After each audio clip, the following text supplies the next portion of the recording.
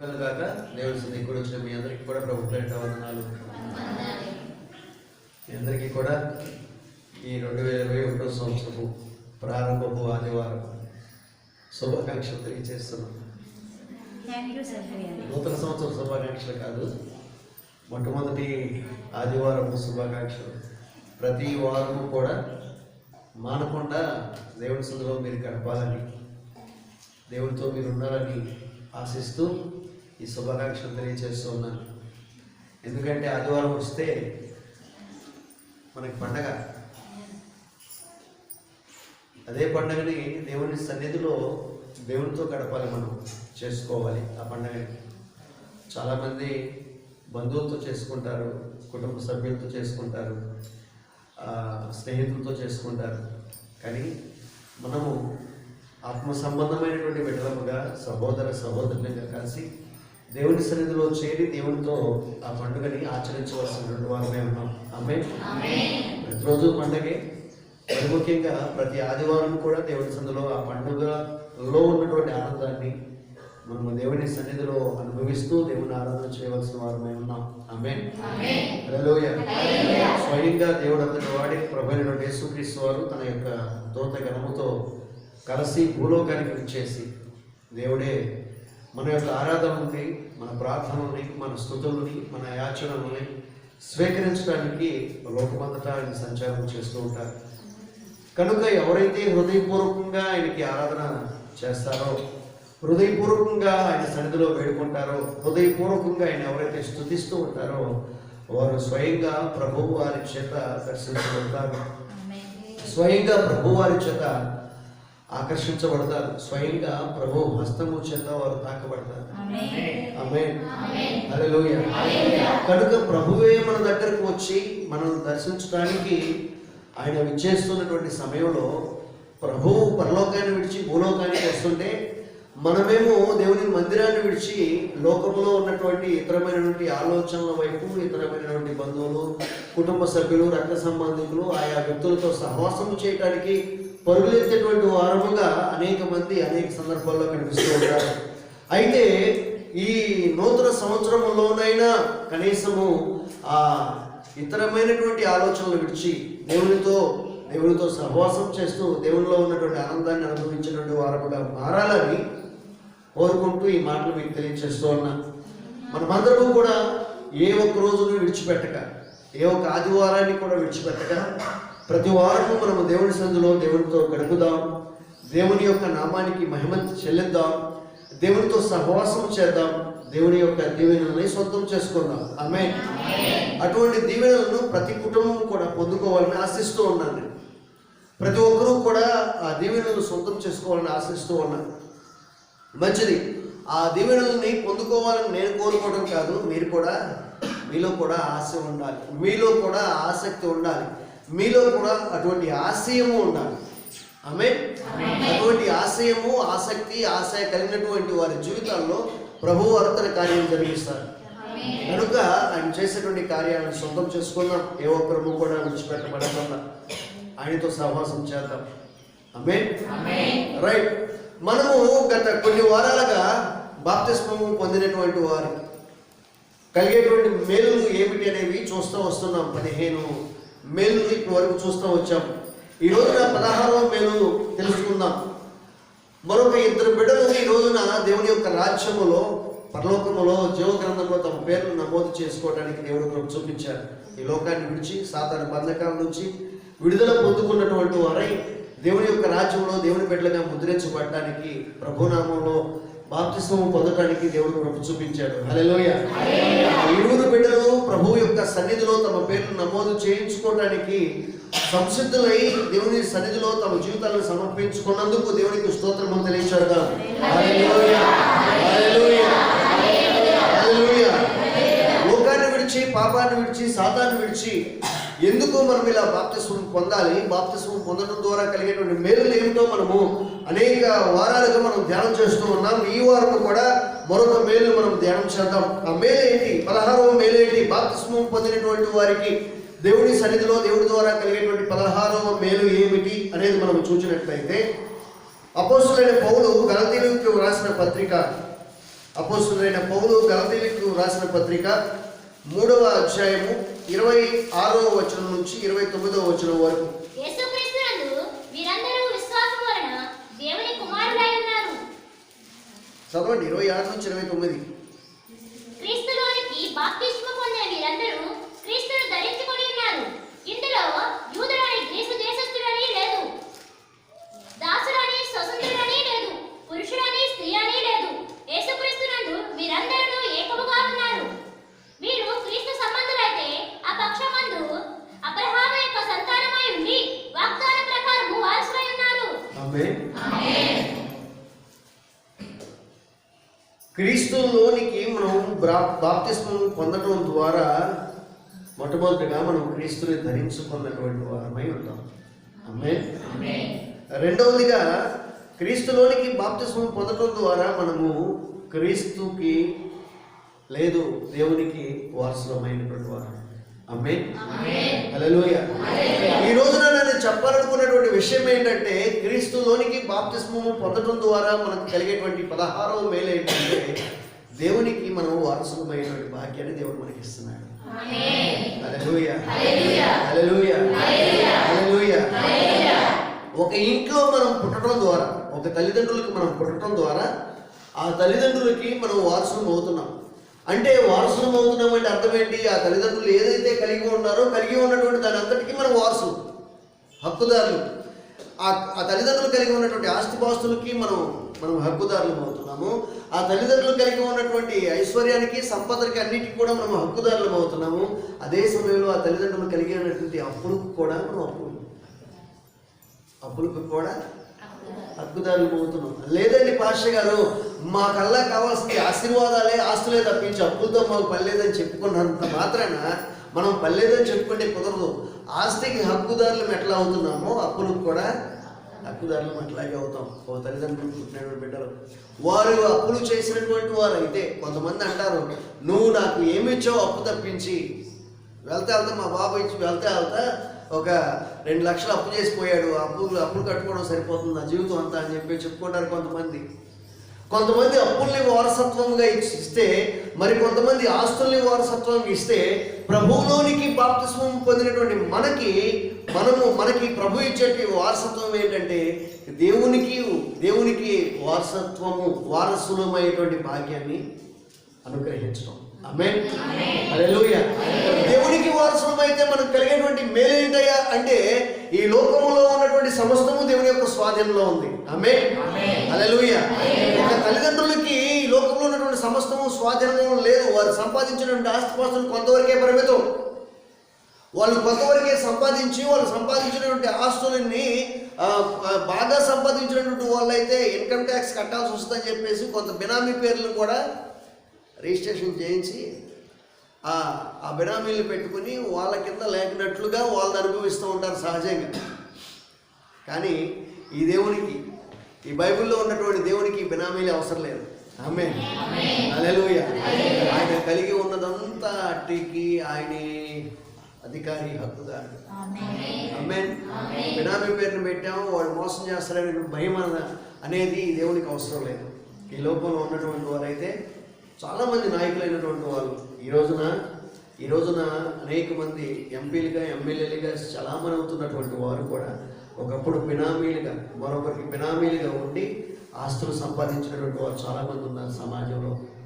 వాళ్ళ పేర్లు నేను చెప్పట్లేదు, కానీ అనేక మంది తమ ఆస్తుల్ని వేరే వాళ్ళ పేర్లు రాసి బినామీలుగా పెట్టుకుని ఆ ఆస్తుల్ని అనుభవిస్తూ వారి తదనంతరము వాళ్ళ పిల్లలకి వర్తిస్తుందిలే, వాళ్ళు ఇస్తారులే, నమ్మకస్తులే అనుకుని ఇచ్చివేసిన తర్వాత వాళ్ళు చనిపోయిన తర్వాత ఆస్తులను అనుభవించేటువంటి వారు సమాజంలో చాలామంది ఉంటే, ఈ దేవుడు తన కొరకు బినామీలను ఎవరిని ఏర్పాటు చేసుకోలేదు, కానీ సమస్తమైనటువంటి ఐశ్వర్యానికి తానే హక్కుదారుడై ఉన్నాడు.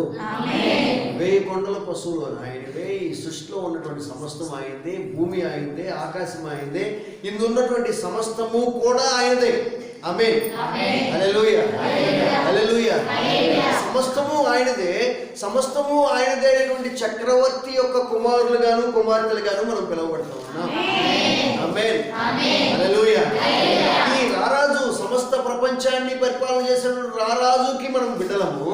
ఈ రారాజుకు కలిగినటువంటి సమస్తానికి మనం వారసులము అయ్యేటువంటి భాగ్యాన్ని దేవుడు మనకి ఇచ్చాడు. హల్లెలూయా, హల్లెలూయా. వారసులం అయితే ఈ లోకంలో ఉన్న ఆస్తిపాస్తులన్నీ మనమేనండి, ఈ లోకంలో ఉన్నటువంటి సంపదలన్నీ మనమేనండి, అయితే వాటన్నిటిని మనం అనుభవించవచ్చండి అని చెప్పేసి అంటే, దేవుడు ఎవరికి ఈ లోకంలో ఎంత ఆస్తి కావాలో, ఎంత ఐశ్వర్యం కావాలో, ఎంత సంపాదన కావాలో, ఎంత ఆదాయం కావాలో వాటన్నిటిని వారి వారి స్థాయిని బట్టి ఇస్తూ వచ్చాడు. ఈ లోకములో మనిషి సంపాదించుకునే వాటి గురించి దేవుడు చెప్పట్లేదు, కానీ సంపాదించుకోవలసిన ప్రాముఖ్యమైన దాని గురించి చెప్తున్నది.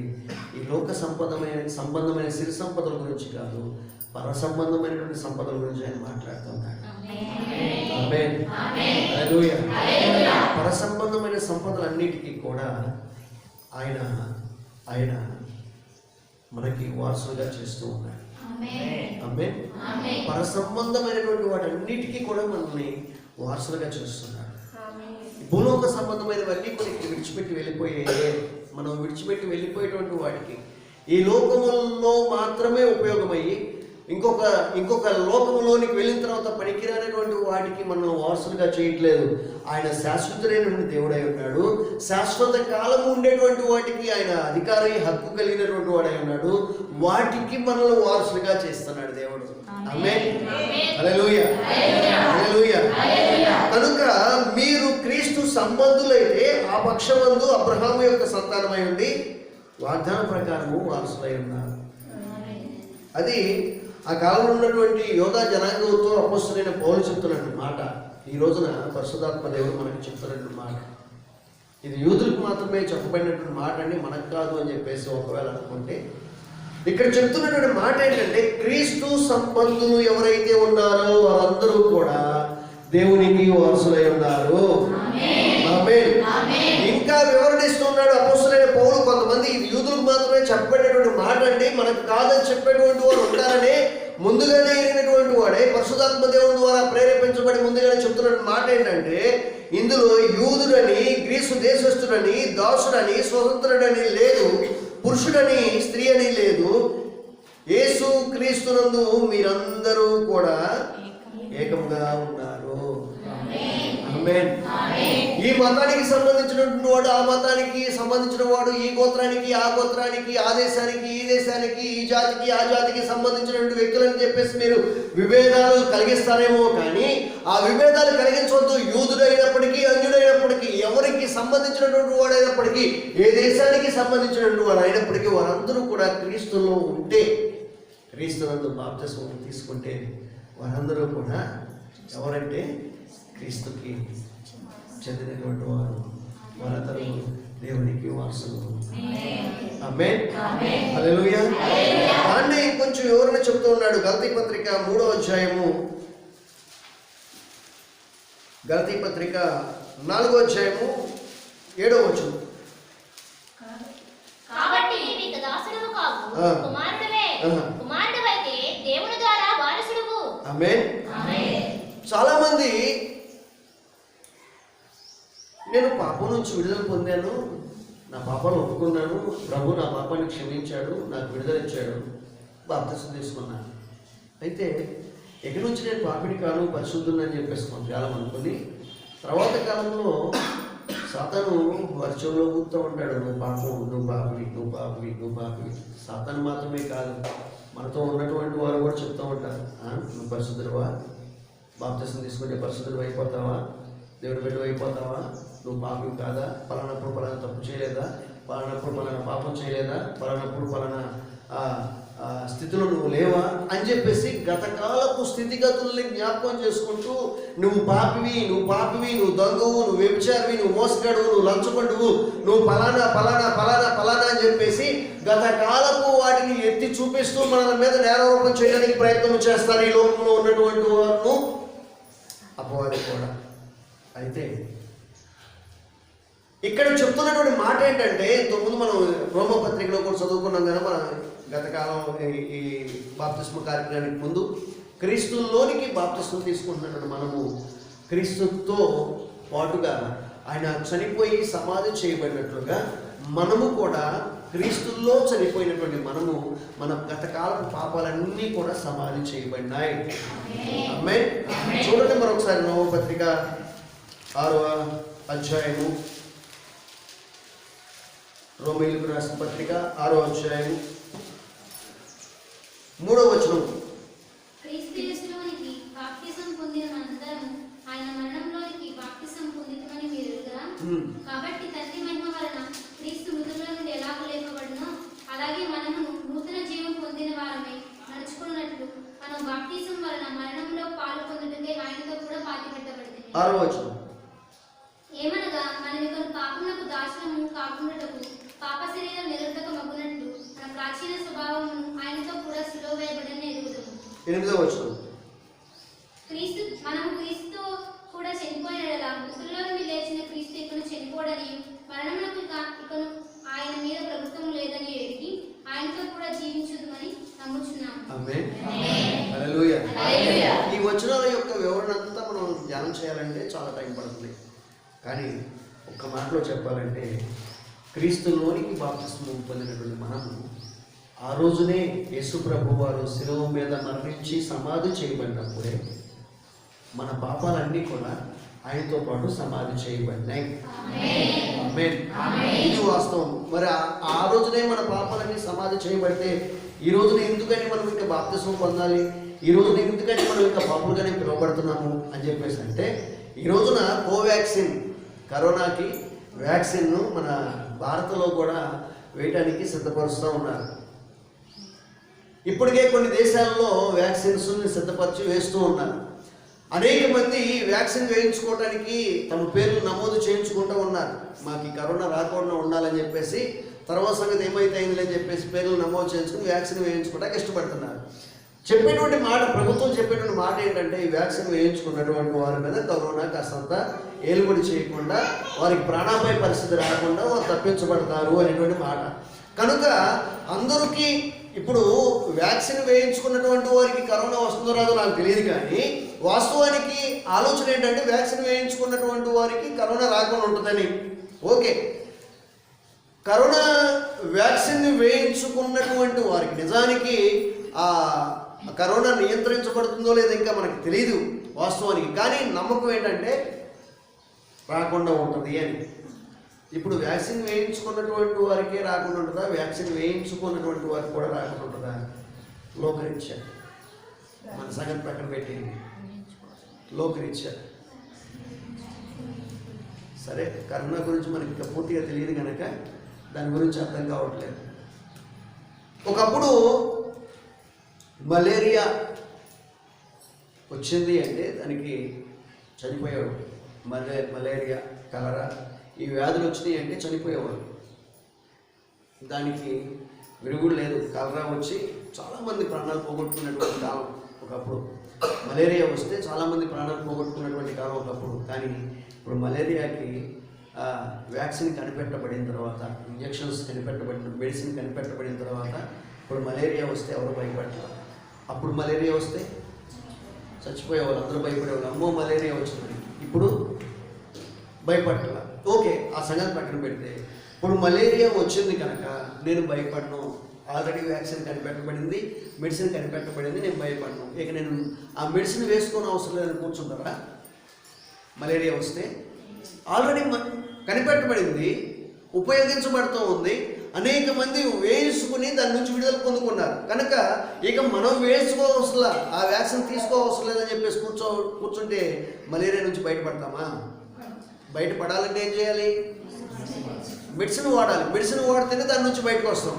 అట్లాగే యేసు ప్రభు వారి రక్తము ఆయన శిలువ మీద గాయపరచబడి దెబ్బలు తిని ఆయన శిలువ మీద మరణించినప్పుడు, ఆయన సమాధి చేయబడినప్పుడు మన యొక్క పాపములన్నీ కూడా శిలువలో పాపములన్నీ కొట్టివేయబడి ఆయన సమాధి చేయబడినప్పుడు మన పాపములన్నీ కూడా ఆయనతో పాటు సమాధి చేయబడినాయి. ఆమేన్. అయితే ఎంతమంది అయితే ఇప్పటికే వ్యాక్సిన్ కనిపెట్టబడి వ్యాక్సిన్ వేయించుకున్నటువంటి వారు ఆ వ్యాధి నుంచి విడుదల పొందుకున్నట్లుగా, ఎంతమంది అయితే ప్రభువైన యేసుక్రీస్తునందు విశ్వాసం ఉంచి మారు మనసు పాప క్షమాపణ నిమిత్తం బాప్తిస్మము తీసుకుంటారో వారి యొక్క పాపములు క్షమించబడతాయి. ఆమేన్. వారి పాపములన్నీ కూడా క్రీస్తుతో పాటుగా సమాధి చేయబడింది రుజువు అవుతుంది. ఆమేన్. హల్లెలూయా. ఇప్పుడు ఇళ్ల పట్టాలు వచ్చినాయి జగన్ గారి ద్వారా. ఓకే, ఇళ్ల పట్టాలు వచ్చినాయి. ఇళ్ల పట్టాలు వచ్చినటువంటి వారి పేర్లు ఆ పట్టాల మీద రాయబడి ఉన్నాయి. ఇప్పుడు నువ్వు వెళ్ళి ఆ పట్టా తీసుకోవాలి. ఆల్రెడీ నీ పేరు మీద పట్టా వచ్చేసింది, నువ్వు పట్టా తీసుకోవాలా. రేపొద్దున వెళ్ళి ఈ భూమి నాదని చెప్పి చెప్పడానికి నీకు అధికారం ఉంటుందా? ఆల్రెడీ జగన్ అదేంటి లేదు, అధికారం ఎందుకు లేదు, మా పేరు ఆల్రెడీ రాయబడిందండి, లిస్టులో ఉంది నా పేరు, నేను పట్టా మాత్రమే తీసుకోవాలి, లిస్టులో ఉంది కనుక ఈ భూమి నాదంటే నీది అంటానికి ఆధారం ఏది అంటాడు. నీది అంటానికి ఆధారం ఏది? నీది అంటానికి ఆధారం కావాలంటే ఆ పట్టా చూపిస్తే ఆ పట్టా మీద నీ పేరు, నీ భూమి నంబరు, ఆ సర్వే నంబరు అన్నీ దాని మీద డీటెయిల్స్ ఉంటే ఓకే ఇది నీదే అని చెప్పేసి ఆ భూమి నీకు ఇవ్వడానికి అవకాశం ఉంటుంది. అలా కాకుండా ఆ పట్టా నువ్వు తీసుకోకుండా నా పేరు అక్కడ ఉంది నేను తీసుకోను అని చెప్పేసి ఇంటి దగ్గర కూర్చున్నావు అనుకో, ఆ భూమి ఇంకోటికి వెళ్ళిపోతుంది. కనుక పేరు లిస్టులో వచ్చింది, ఈ రోజున పట్టాలు ఇస్తారంట, కనుక వెళ్ళిపోదామని చెప్పేసి పొద్దున్నే వెళ్ళిపోయినటువంటి వాళ్ళు చాలామంది ఉన్నారు కదా. వెళ్ళిపోయి అక్కడే భోజనం చేసి అక్కడే క్యారేజ్ కట్టుకుని అక్కడే భోజనం చేసి అక్కడే కూర్చుని వాళ్ళు పట్టా ఇచ్చిన పడిగాపులు పడి ఎప్పుడు ఇచ్చినా వాళ్ళు ఉదయం 10ంటికి ఇస్తామన్నా కానీ 10ంటికి ఇస్తామన్నా వాడు సాయంత్రం 5ంటికి ఇచ్చినా కానీ ఒక్క మాట కూడా అనుకోకుండా లేట్ అయ్యింది, వాడు ఎప్పుడో ఇస్తానన్నాడు ఇప్పుడు దాకా కూర్చోబెట్టాడు అని చెప్పేసి కాస్త తిట్టుకున్నప్పటికీ అమ్మయ్య పట్టా వచ్చిన సంతోషం అని చెప్పేసి గంతులేసినటువంటి వారు సమాజంలో చాలామంది ఉన్నారు కదా. విచిత్రం ఏంటంటే ఈ లోక సంబంధమైనటువంటి వాటికి డాక్టర్ గారు రమ్మంటాడు, పలానా టైంకి అపాయింట్మెంట్ ఇస్తానంటాడు, అపాయింట్మెంట్ ఇస్తాడు, ఆ టైంకి చూస్తానంటాడు, ఆ టైంకి చూడటం. మనకి ఇచ్చినటువంటి అపాయింట్మెంట్ టైంకి మనల్ని పిలవరు. అక్కడ వాళ్ళు ఇచ్చిన టైంకి 1 గంట 2 గంటలు 3 గంటల టైం ఎక్స్ట్రా అయినప్పటికీ కూడా పోతే పోయిందిలే మనం చూంచుకున్నాం, మెడిసిన్ ఇచ్చారు అది తగ్గుతుందనే ధైర్యంతో మనిషి మానవుడు ఉంటాడు. కానీ దేవుని మందిరానికి వచ్చేసరికి మాత్రం టైం చెప్పిన టైం కావకపోతే ఈ టైం అన్నావుగా ఈ టైం అవ్వలేదని చెప్పేసి గొడవ చేస్తూ ఉంటారు విశ్వాసం. సరే ఆ సంగతి పక్కన పెట్టేస్తే ఇలా వెళ్ళిపోయింది అక్కడికి. మొత్తం మీద ఆ పట్టా తీసుకున్నప్పుడు మాత్రమే ఆ వ్యక్తికి ఆ భూమి మీద ఆధిపత్యం అధికారము కలిగినట్లుగా ఈ దేవుని సన్నిధిలో ప్రభువును నమ్మి మారు మనసు పాప క్షమాపణ నిమిత్తమైనటువంటి బాప్తిస్మము అనేటువంటి పట్టా తీసుకున్నటువంటి వారు మాత్రమే రేపటి రోజున ఆ పరలోకానికి హక్కుదారుడు అవుతాడు. హల్లెలూయా, హల్లెలూయా. బాప్తిస్మము తీసుకోకుండా నేను పరలోకానికి వచ్చేస్తాను, నేను మారు మనసు పొందాను, నా పాపాలు ఒప్పుకున్నాను, దేవుని దగ్గర పరిశుద్ధపరచబడ్డాను, ఆయన నన్ను రక్షించడానికి నమ్మానండి, బాప్తిస్మం ఒకటే నేను తీసుకోలేదని చెప్పేసి అంటే సరిపోదు. పట్టా తీసుకుని అధికారులకు నీ పట్టా చూపిస్తేనే నీ భూమి నీకు ఇస్తారు. రేపు పొద్దున్న నీ భూమిలో నీకు కావాల్సినటువంటి ఆ స్థలాన్ని కేటాయించి ఆ ఇల్లు కట్టించడమో లేకపోతే నువ్వు కట్టుకోవడం డబ్బులు శాంక్షన్ చేయడమో రకరకాల కార్యక్రమాలన్నీ చేస్తారు. ఆ పట్టా నువ్వు చూపించి నీ survey number register number add చేస్తేనే, లేకపోతే ఇవేమీ జరగవు కదా. అలాగే నువ్వు బాప్తిస్మం తీసుకున్నప్పుడు నీ పేరున ఒక రిజిస్టర్ నెంబర్ పరలోకంలో వేయబడుతుంది. ఆమేన్, హల్లెలూయా. నీ పేరున ఒక భూమి కేటాయించబడుతుంది పరలోకంలో. ఆమేన్, హల్లెలూయా. నీ పేరున ఒక నివాసము, ఒక మందిరము, లేకపోతే ఒక గుడారము, లేదు ఒక భవనమే నీ పేరున నిర్మించబడుతుంది. ఆమేన్, హల్లెలూయా, హల్లెలూయా. అక్కడ 3 ఆప్షన్స్ లేవు, ఇక్కడ 3 ఆప్షన్స్ ఉన్నాయి. ఇల్లు మీరు కట్టుకుంటారా, మేము కట్టుకోవాలా, లేకపోతే ఇంకోటి ఏంటంటే అమౌంట్, అంటే అది కూడా మనం కట్టుకోవటమేగా. ఒకటి వాళ్ళు కట్టించడం, 2 డబ్బులు ఇవ్వటం, 3వది వాలంటీరు. 3 ఆప్షన్ ఏంటండి? నాకు రాలేదుగా పట్ట, అందుకని నాకు తెలియదు. రాలేదంటే నన్ను అడిగారు మీకు స్థలం కావాలా అని. ఆల్రెడీ నాకు ముందుగా నేను నాకు వద్దని చెప్పాను, అందుకే నాకు తెలియదు. 3 ఆప్షన్ ఏంటి? తీసుకున్న వాళ్ళు చెప్పండి.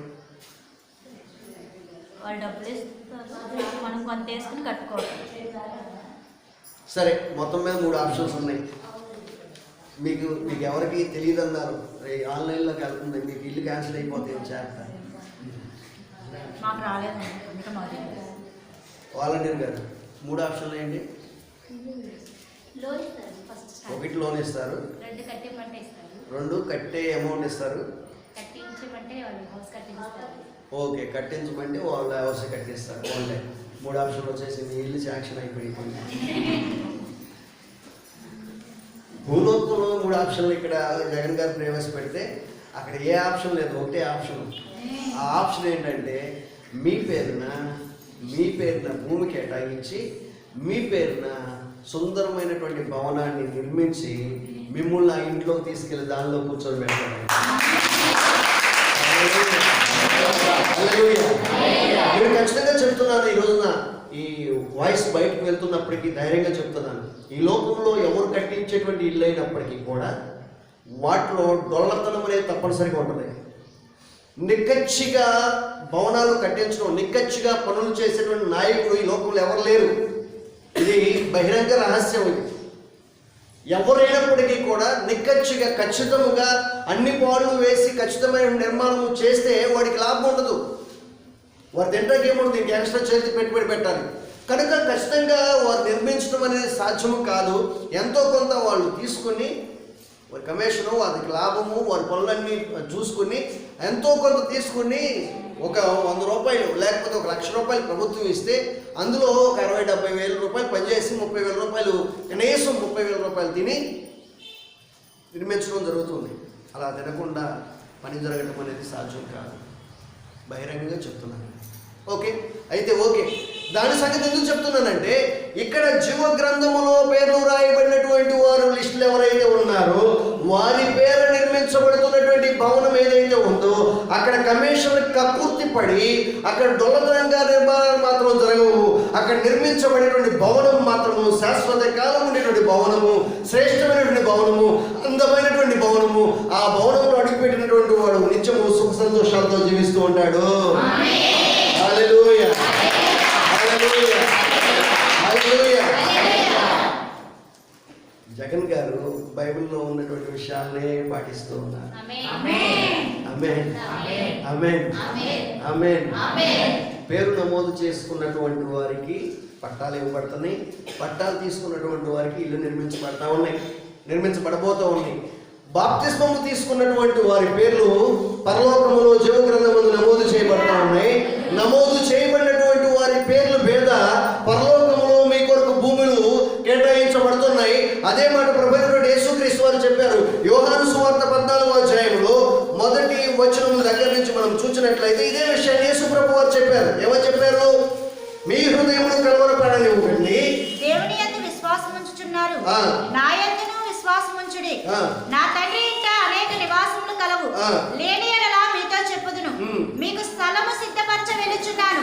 నేను వెళ్ళి మీకు స్థలము సిద్ధపరచని యెడల నేనుండే స్థలంలో మీరును ఉండులాగున మరలా వచ్చి నా యొద్ద ఉండుటకు మిమ్మల్ని తీసుకుని పోవుదును. హల్లెలూయా, హల్లెలూయా. మీకు స్థలాన్ని సిద్ధపరచడానికి వెళ్తున్నాను. ఈ రోజున నాయకులు చెప్తూ ఉన్నారు, ఇల్లు పట్టాలు వచ్చినటువంటి వారు ఓకే అండి, ఒకవేళ స్థలాలు వచ్చినటువంటి వారు ఓకే అండి, మంచిది, మీకు స్థలాలు వస్తే మంచిది. ఒకవేళ మీకు పట్టాలు వచ్చి స్థలాలు రాకపోతే మీ కొరకు మరలా స్థలాన్ని సిద్ధపరిచి మీకు స్థలాన్ని ఇస్తాం, పట్టా ప్రకారంగా భూమిని ఇస్తాం. అప్పటి వరకు ఎదురు చూడండి అని చెప్తున్నారు. ఎంతవరకు వస్తుందో లేదో నాకు తెలియదు.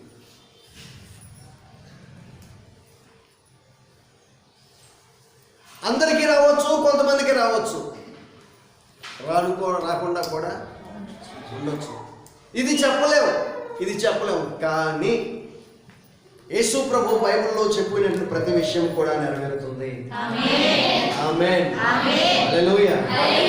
మీకు స్థలాన్ని సిద్ధపరచడానికి వెళ్తున్నాను. లేకపోతే నేను చెప్తానయ్యా, ఆల్రెడీ మీ కొరకు పేర్లు రాయబడినటువంటి వారందరి కొరకు నివాసాలను నేను సిద్ధపరుస్తున్నాను.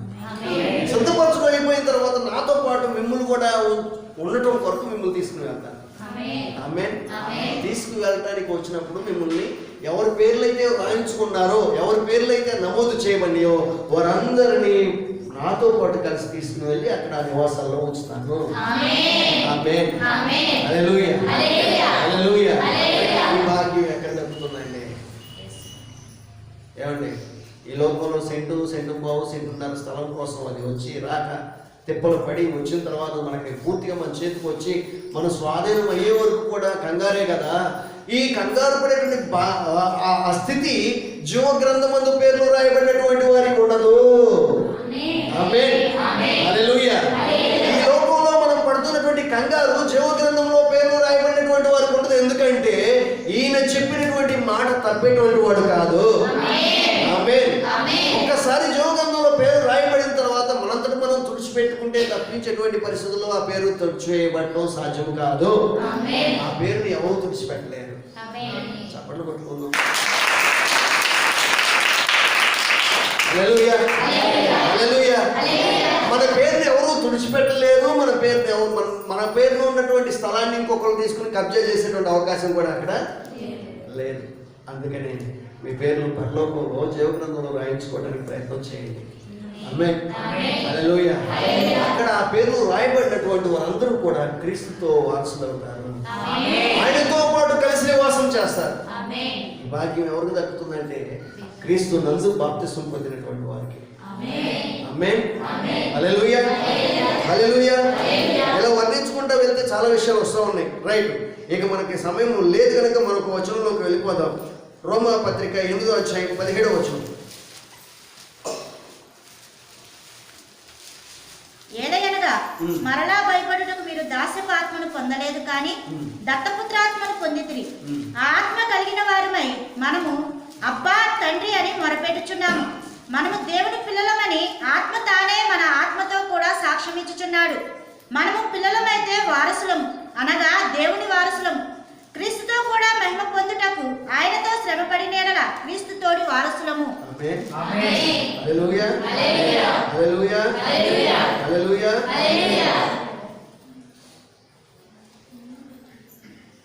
ఎవరు మాట్లాడుతున్నారు? 15వ వచనం. ఏలయనగా మరలా భయపడ్డకు మీరు దాస్యపు ఆత్మను పొందలేదు కానీ దత్తపుత్రాత్మను పొందితిరి. ఆ ఆత్మ కలిగిన వారమై మనము అబ్బా తండ్రి అని మొరపెట్టుచున్నాము.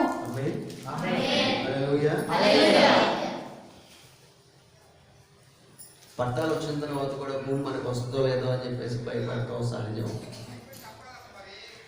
ఆ ఇంట్లోకి వెళ్ళే వాళ్ళు కూడా భయపడుతూ ఉండేటువంటి వాళ్ళు సమాజంలో లేకపోలేదు. కానీ ఇక్కడ పట్టాలు తీసుకున్నటువంటి వారు, ఇక్కడ పేరు జీవగ్రంథంలో పేరు రాయబడినటువంటి వారు భయపడవద్దు. ఆమేన్. ఈయన సన్నిధిలో క్రీస్తులో బాప్తిస్మం పొందినటువంటి వారు ఎవరైతే ఉన్నారో వారు ఒక పేరున దేవుణ్ణి పిలిచేటువంటి అవకాశం కలుగుతుంది. ఏ పేరు అంటే నాన్న, డాడీ అని పిలిచేటువంటి భాగ్యం అల్పులమైనటువంటి మనకి, దరిద్రులము, దౌర్భాగ్యము, త్రోసివేయబడినటువంటి వారము, తృణీకరించబడినటువంటి వారము, లెక్కలో లేనటువంటి వారము, చివరికి మన ఇంట్లో కూడా విలువ లేనటువంటి వారమైనటువంటి మనకి సర్వలోకాన్ని పరిపాలన చేసేటువంటి ఆరాధైనటువంటి దేవదేవుని ఏమని పిలుస్తున్నామంటే దేవుడా అని చెప్పేసి పిలవడం కాదు. దేవుడా ఎక్కడున్నావు నాయన అని పిలవడం కాదు. డాడీ అని పిలిచేటువంటి భాగ్యాన్ని దేవుడు మనకి ఇచ్చాడు. హల్లెలూయా. హల్లెలూయా. డాడీ అని ఎవరిని పిలవగలరు అంటే ఎవరిని పడితే వాళ్ళని డాడీ అని మనం పిలవగలరా? ఎవరిని పడితే వాళ్ళని డాడీ అని పిలవం. డాడీ అని ఎవరిని పిలుస్తాం? ఎవరైతే మన కన్నటువంటి వారిని డాడీ అని పిలుస్తాం. ఆమేన్. హల్లెలూయా. మమ్మీ డాడీ అని పిలిచేది తల్లిదండ్రులు మాత్రమే. శరీర సంబంధమైనటువంటి రీతిలో మన కన్నటువంటి తల్లిదండ్రులని మమ్మీ డాడీని పిలుస్తాము. రెండవదిగా ఆత్మ సంబంధంగా మన కన్నటువంటి తండ్రి అయినటువంటి దేవునికి ప్రతినిధిగా పెట్టబడినటువంటి ఆత్మీయ తల్లిదండ్రుల్ని అంటే సేవకుల్ని, సేవకురాలని మమ్మీ డాడీ అని పిలిచేటువంటి ఆధిక్యతని దేవుడు ఈ లోకానికి ఇచ్చాడు. ఆమేన్. హల్లెలూయా. ఇప్పుడు దేవుడిని స్వయంగా మనం ఏమని పిలుస్తున్నామంటే దేవుడా అని మనం పిలవట్లేదు. కానీ మనం ఏమని పిలిచేటువంటి ఆధిక్యత ఇచ్చాడంటే డాడీ అని పిలిచేటువంటి ఆధిక్యత. హల్లెలూయా. హల్లెలూయా. హల్లెలూయా. ఒకవేళ ఒక నానా పని నువ్వు డాడీ అని పిలిస్తే ఎవరు పిలుగుతారు? ఎవరు కదా? నువ్వు డాడీ అని పిలిస్తే ఎవరు పలుకుతారమ్మా? ఎవరు? మీ నాన్నే పలుకుతాడు. ఇంకొకరు పలకరుగా ఏమండి మీరన్నా డాడీ అని పిలిస్తే ఎవరు పలుకుతారు? ఈనాదే పలుకుతారు, ఇంకొక నాన్న పలకగా. డాడీ అని పిలవగానే ఎవరిని కన్న తండ్రి అయితే అక్కడ ఉన్నారో అంతమందిలో మా అమ్మాయి పిలిచింది, మా అబ్బాయి పిలిచాడని చెప్పేసి ఒకేసారి ఏంటమ్మా అని చెప్పేసి పలుకుతారు. ఎవరైతే కన్నారో వాళ్ళు తప్పించి అక్కడ చాలామంది ఉన్నప్పటికీ నన్ను మా అబ్బాయి డాడీ అని పిలుస్తాడు కనుక ఈ అమ్మాయిని నేను ఏంటమ్మా అని చెప్పేసి నా కూతురుగా భావిస్తానని చెప్పేసి ఏ తండ్రి అన్నాం. ఒకవేళ అంటే ఆస్తంతా ఇవ్వాల్సి వస్తుంది బాగా. సో ఇప్పుడు దేవుడు చెప్తున్నాడు, దేవుడు మనకి ఇస్తున్నటువంటి ఆధిక్యత ఏంటంటే క్రీస్తులో బాప్తిస్మం పొందినటువంటి మనందరినీ కూడా ఆ దేవదేవుని డాడీ అని పిలిచేటువంటి ఆధిక్యత దేవుడు మనకి ఇచ్చాడు. హల్లెలూయా, హల్లెలూయా.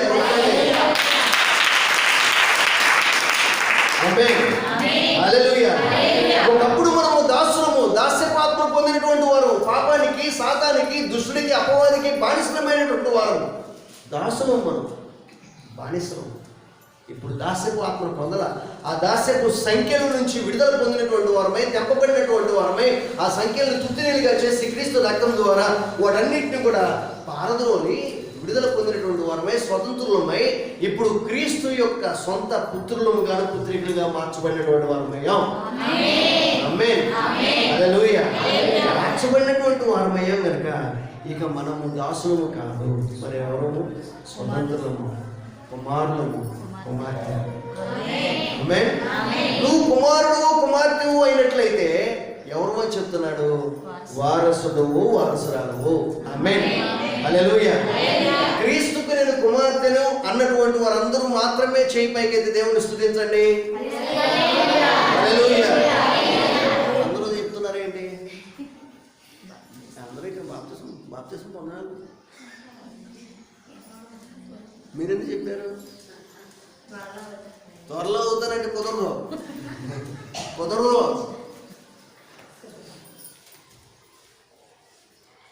అదే చెప్తుంది. ఏమని?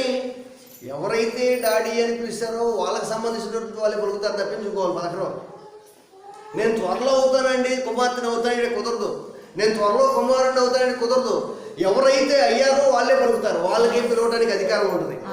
ఆమేన్, హల్లెలూయా, హల్లెలూయా. మొన్న చెప్పడానికి సందర్భం కాదు, లైవ్లో వెళ్తుంది, అట్లది కూడా కాదు. మామూలుగా తర్వాత చెప్తానండి, లైవ్లో వెళ్తుంది కదా, వద్దులే. కొన్ని విషయాలు లైవ్లో వెళ్ళకూడదు, మన వరకు పరిమితమై. రైట్. కనుక ఇప్పుడు చెప్పండి మరొకసారి, క్రీస్తుకు వారసులైనటువంటి వారు, క్రీస్తుకు కుమార్తెలుగా పిలువబడుతున్నటువంటి వారు మాత్రమే చేతుల పైకెత్తి దేవుని స్తోత్రం చెప్పండి. హల్లెలూయా. ఎవరో తెలియదా? వాళ్ళు ఎత్తుతారా లేదా చూసి చెప్తారా? మీరు కుమార్తె కాదా? ఎవరికి? యేసయ్యకి. అంతేనా? లేకపోతే అపవాది కుమార్తె? మరి యేసయ్య కుమార్తె అయినప్పుడు వెనకాల ఇంకా పక్కన లెక్క వస్తారు ఎందుకు? యేసుకు కుమారులైనటువంటి వాళ్ళు చేయి పైకి దేవుని స్తుతించండి. కుమారులు. మీరెవరు సార్? మరి ఇంకా డౌట్లోనే ఉన్నారా? ఇప్పుడు యేసుకు కుమారులు కుమార్తెలైనటువంటి వారందరూ దేవుని స్తుతించండి. హల్లెలూయా, హల్లెలూయా, హల్లెలూయా. ఈ మాట ఎందుకు చెప్పించాను తెలుసా? కుళ్ళిపోవాలి మీరు మిగిలినటువంటి వాళ్ళు, కుళ్ళిపోవాలి. నాకు దక్కలేదు ఈ భాగ్యం అని చెప్పేసి ఇక్కడ హల్లెలూయా చెప్పడానికే మనం ఎంత తక్కువగా ఎంచబడితే, ఒకవేళ ఇక్కడ ఆపివేయబడితే, పరలోకంలోకి వెళ్ళకుండా మనం ఆ రోజున విడిచిపెట్టబడితే కలిగేటువంటి బాధ ఇంకెట్లా ఉంటుందో. దేవుని సన్నిధిలో దూతలు బోరబోదగా కడబోర శబ్దం వినిపించగా పరిశుద్ధ దూతలు ఈ లోకంలో ప్రభువును నమ్మినటువంటి వారిని తీసుకువెళ్ళటానికి వారు భూమి మీదకి రాగా, పెళ్లి కుమారుడిగా ప్రభువైన యేసుక్రీస్తు వారు ఆకాశంలోనే ఉండగా ఆయన్ని ఎదుర్కోవడానికి ఆయన నమ్మినటువంటి వారి యొక్క ఆత్మలన్నీ కూడా లేపబడి మహిమ శరీరం ధరించుకున్నవై ప్రభువుని ఎదుర్కోవడానికి వెళ్ళిపోతూ ఉన్నప్పుడు ఆ యొక్క విడవబడినటువంటి వారు కలిగేటువంటి బాధ ఎట్లా ఉంటుందో తెలుసా? వారు గుండెలు బాదుకుంటూ రొమ్ములు కొట్టుకుంటూ ఏడుస్తారంట. ఒకసారి చూడండి, పాస్టర్ గారు చదువుతున్నారు, వినండి. ఇదిగో ఆయన మేఘారూఢుడై వచ్చుచున్నాడు, ప్రతి నేత్రము ఆయనను చూచును, ఆయనను పొడిచిన వారును చూచెదరు, భూజనులందరూ ఆయనను చూచి రొమ్ము కొట్టుకుందురు. అవును, ఆమేన్. భూజనులందరూ ఆయన చూసి రొమ్ము కొట్టుకుంటూ గుండెలు బాదుకుంటూ ఏడుస్తారట. ఈ రోజున సమయం ఉండగానే అయ్యా అమ్మా ప్రభువుని నమ్మి మార్పు పొంది మారు మనసు పాపక్షమాపణ నిమిత్తం బాప్తిసం తీసుకుని దేవుని బిడ్డలుగా ముద్రించబడండి. త్వరలో ప్రభువు రాబోతున్నాడు. ఆయన వచ్చినప్పుడు ఆయనతో పాటు మేఘాల మీద ఆయన ఎదుర్కొని ఆయన రాజ్యములో ఆయనతో పాటు 7 సంవత్సరాల పాటు గొర్రెపిల్ల వివాహ మహోత్సవంలో పాల్గొంది. ఆ తర్వాత 1000 సంవత్సరముల పాటు భూలోకాన్ని పరిపాలన చేసి ఆ తర్వాత శాశ్వత కాలంలో యుగ యుగాలు కూడా నిత్యరాజ్యంలో పరలోకంలో ఆయనతో పాటు జీవించినటువంటి ఆధిక్యత దక్కుతుంది. అమ్మా ప్రభువుని నమ్మి మారు మనసు పొంది బాప్తిసం పొంది దేవుని బిడ్డలుగా ముద్రించబడండి. ఊరు వాడ చాటించబడుతున్నప్పటికీ మాకు అవసరం లేదు ఈ దేవుడు, మాకు అవసరం లేదు పరాయి దేశానికి సంబంధించినటువంటి వాడు, మాకు అవసరం లేదు ఈ మతము, మాకు అవసరం లేదని చెప్పేసి త్రోసివేస్తున్నటువంటి వారు సమాజంలో చాలా మంది ఉంటే, క్రీస్తుని నమ్మినటువంటి వారు సైతం కూడా మాకు అవసరం లేదు ఈ ప్రభువు, ఈ బాప్తిస్మం, మేము యథార్థంగా ఉంటాం, బాప్తిస్మం మాత్రమే తీసుకోం, మేము అన్నీ బాగా చేస్తాం, నమ్మకంగా వస్తాం, ప్రార్థన చేస్తాం, విశ్వాసం ఉంచుతాం, కానుకలు నమ్మకంగా సమర్పిస్తాం, దశమ భాగాలు ఇస్తాము, ఎక్కడ ప్రార్థన ఉంటే అక్కడికి వస్తాము, సేవకులు సహకరిస్తాము, నమ్మకంగా భక్తి చేస్తాము అని చెప్పుకుంటూ అన్ని విషయాల్లో కరెక్ట్గా ఉండి ఒక బాప్తిస్మం మాత్రమే తీసుకోం. ఎందుకండి బాప్తిస్మం తీసుకుంటే పొరపాటును కూడా ఎక్కడ తప్పు చేయకూడదు. తప్పు చేస్తే ప్రభు ఒప్పుకోండి. కనుక బాప్తిస్మం తీసుకోకుండా మిగిలిన పనులన్నీ చేస్తాం పాస్టర్ గారిని చెప్పుకుని తిరిగేటువంటి వారు సమాజంలో చాలామంది ఉన్నారు.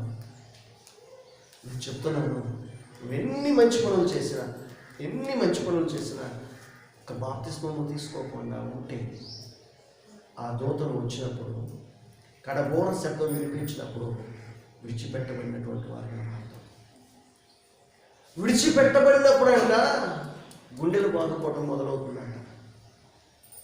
ఎందుకంటే అయ్యో నేను భక్తి చేశాక, అయ్యో నేను వెంబడించాగా, అయ్యో నేను అద్భుతాలు చేశాగా, అయ్యో నేను స్వస్థతలు చేశాగా, అయ్యో నేను ప్రవచనాలు చెప్పాగా, ఎందుకు నన్ను తీసుకువెళ్ళమంటే యేసు ప్రభు చెప్తాడంట, అక్రమము చేయవాళ్ళారా మీరెవరో నేను ఎరగండి. క్రమంగా మీరు భక్తి చేయాల, అక్రమంగా మీరు భక్తి చేస్తూ వచ్చారు కనుక అక్రమము చేయవాళ్ళారా మీరెవరో నేను ఎరుగను అని చెప్తాను.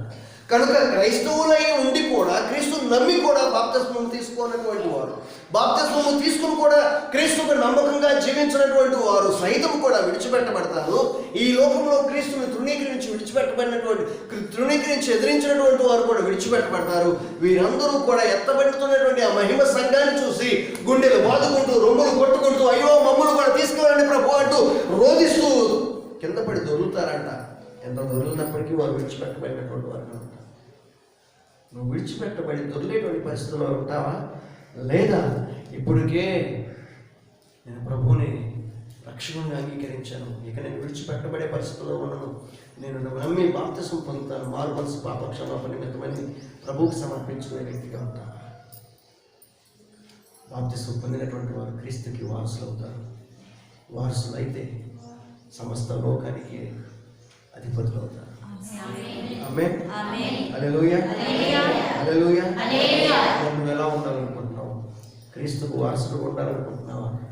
లేక ఇంకా ఈ లోకంలోనే ఉంటూ అపవాదితో సహవాసం చేస్తూ అపవాదికి వారసుడుగా దాసుడుగా ఉండాలని కోరుకుంటున్నావా? ఎలా ఉండాలనుకుంటున్నావు? మోకరించి ప్రార్థన చేద్దాం. ఎలా ఉండాలనుకుంటున్నావు? రొమ్ము కొట్టుకున్నావా?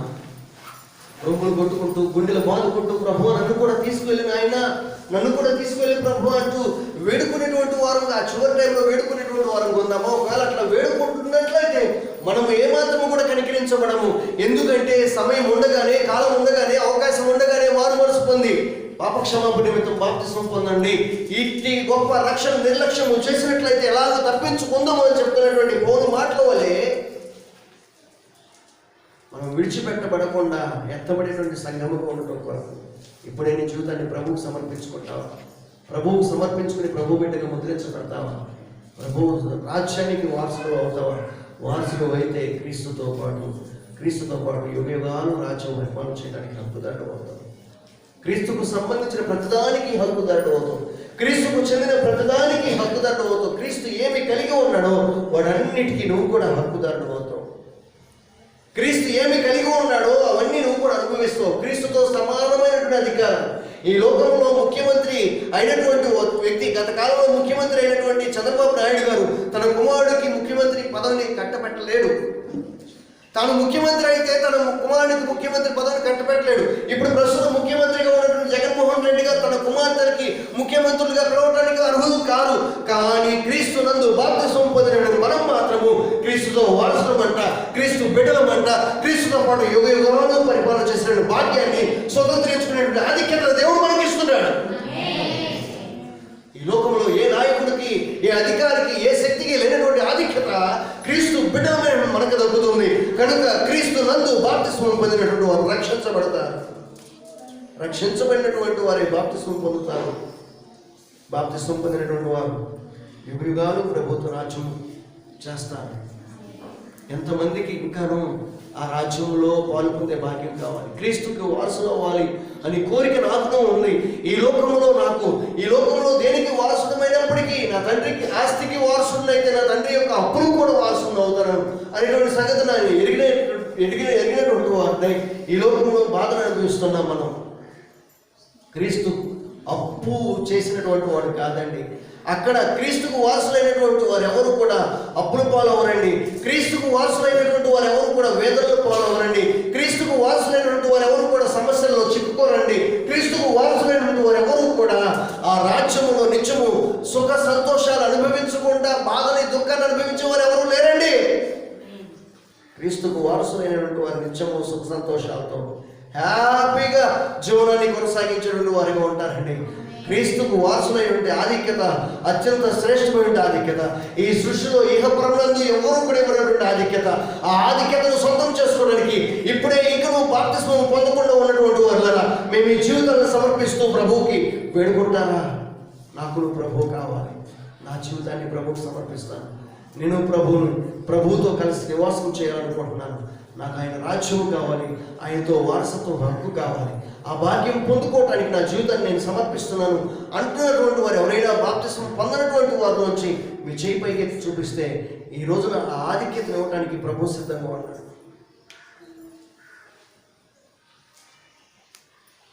దానికి మీ పేర్లు రాసుకోవటానికి దేవదూతలు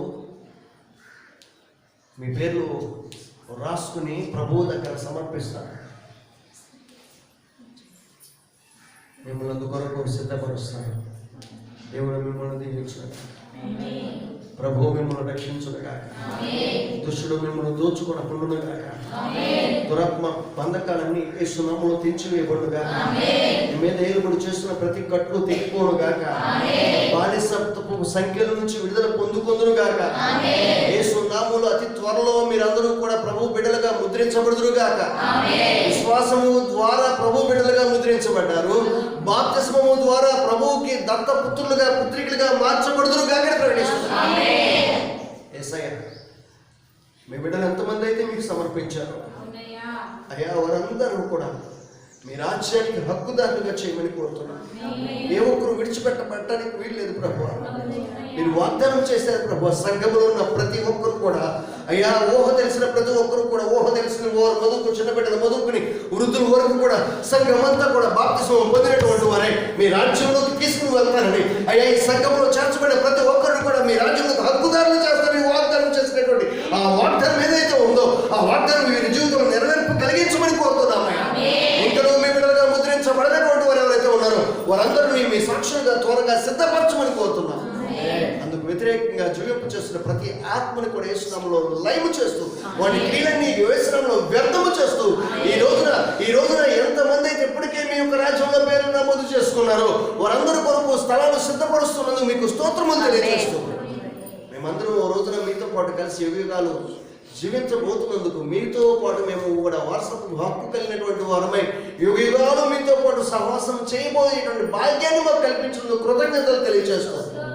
ఈ పగటి కాలం మీకు సమర్పించుకున్నటువంటి వారి జీవితాలను కూడా మీరు ధన్యులుగా మార్చమని మీ కృపకు అప్పగించుకుంటూ మీ కనికరముకు అప్పగిస్తూ మీరే వారికి తోడుగుండి నడిపించి సహాయం చేయమని సమస్త మహిమలు మీకే తెలియజేస్తూ సజీవుడును రక్షకుడు అయినటువంటి యేసు యొక్క శక్తి కలిగిన నామములో ఈ యొక్క ప్రార్థనను సమర్పిస్తున్నాము తండ్రి. ఆమేన్ ఆమేన్ ఆమేన్ ఆమేన్. దేవుడు మిమ్మల్ని మీ కుటుంబాలను దీవించును గాక.